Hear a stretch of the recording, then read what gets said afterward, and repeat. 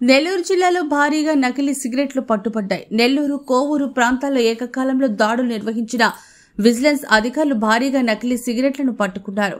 Vigilance SP Rajendra Kumar ఆదేశాలతో 2 బృందాలుగా ఏర్పడిన అధికారులు దాడులు నిర్వహించారు. నెల్లూరు రామలింగాపురం వద్ద ఓ గోదాము వద్ద 1,67,00,000 విలువైన 3.67 లక్షల సిగరెట్లు, కోవూరులోని ఘటీ పార్సల్ సర్వీస్ వద్ద 45 లక్షల విలువైన 1,15,000 సిగరెట్లను స్వాధీనం చేసుకున్నారు. దేశీయ బ్రాండ్లైన మేరీల్యాండ్, విమల్ ప్లాటినంతో పాటు విదేశాలకు చెందిన రాయల్, బ్లాక్, ప్యారిస్ బ్రాండ్ల సిగరెట్లు పట్టుబడిన వాటిలో ఉన్నాయి. ఇవన్నీ నకిలీ సిగరెట్లని అధికారులు చెబుతున్నారు. చేపల రవాణా చేస్తున్నట్లు సిగరెట్లు పార్సల్ చేసి రవాణా చేస్తున్నారని అధికారులు తెలిపారు. బీహార్, పాట్నా నుంచి సిగరెట్లు తీసుకుని వస్తున్నట్లు అనుమానిస్తున్న వారు కేసు నమోదు చేసి దర్యాప్తు చేస్తున్నారు.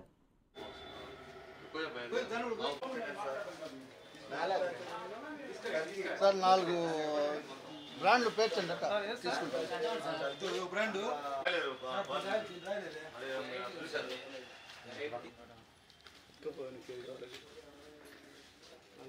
మ్యానుఫ్యాక్చరింగ్ అన్ని డూప్లికేట్ ఎలాంటి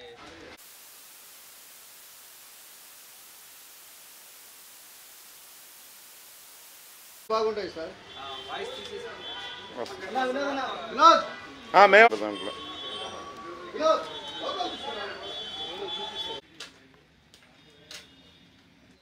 తీసేసాను.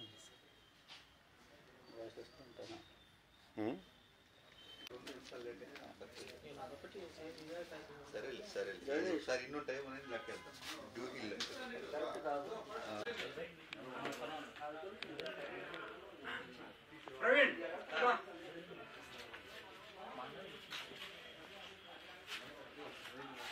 ఈ సిగరెట్లు అని అంటే ఎవరన్నా పట్టుకుంటారని చెప్పేసి ఇది మద్రాసు ఘాటీ ట్రాన్స్పోర్ట్ ద్వారా ఈరోజు 40 కార్టూన్స్ కూడా వచ్చింది. అది కూడా ఇప్పుడు మా టీం ఒకటి సుభాన్ సిఏ గారు అక్కడ వెళ్ళేసి ఎనమడుగు దగ్గర సెంటర్లో ఘాటీ ట్రాన్స్పోర్ట్ని చెక్ చేయడం జరిగింది. ఎట్ ఎ టైం చెక్ చేయడం వల్ల అక్కడ 40 బాక్సులు ఇక్కడికే ట్రాన్స్పోర్ట్ అవటం అనేది ఇప్పుడే తెలిసింది మాకు.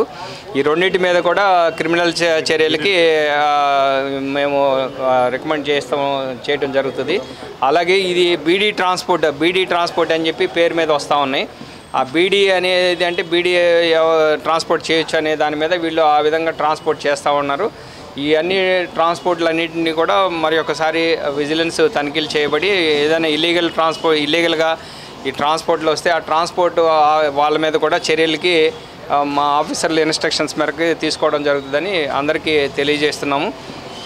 ఇది ముఖ్యంగా గమనించాల్సిన విషయం ఏంటంటే మన నెల్లూరు జిల్లాలో ఇలాంటి ఇల్లీగల్ ఎవరైతే బిజినెస్ చేస్తున్నారో గవర్నమెంట్కి వచ్చే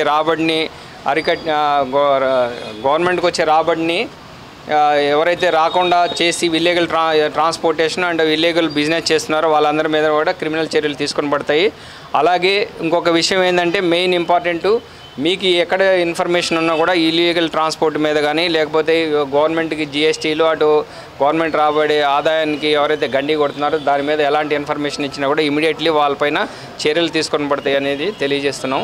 ఈరోజు vigilance and enforcement department Nellore జిల్లా సంబంధించిన ఎస్పీ గారు అయినటువంటి శ్రీ పిఆర్ రాజేంద్ర కుమార్ గారి ఆదేశాల ప్రకారం మాకు రాబడిన సమాచారం మేరకు నిన్న మిడ్నైట్ మాకు ఇన్ఫర్మేషన్ వచ్చింది. ఈ విధంగా ఇన్ఫర్మేషన్ జరుగుతూ ఉందని రాత్రి నైటే మేము 2 టీంలు ఫామ్ చేసుకొని ఈ ప్లేసెస్ని కూడా ఐడెంటిఫై చేయడం జరిగింది.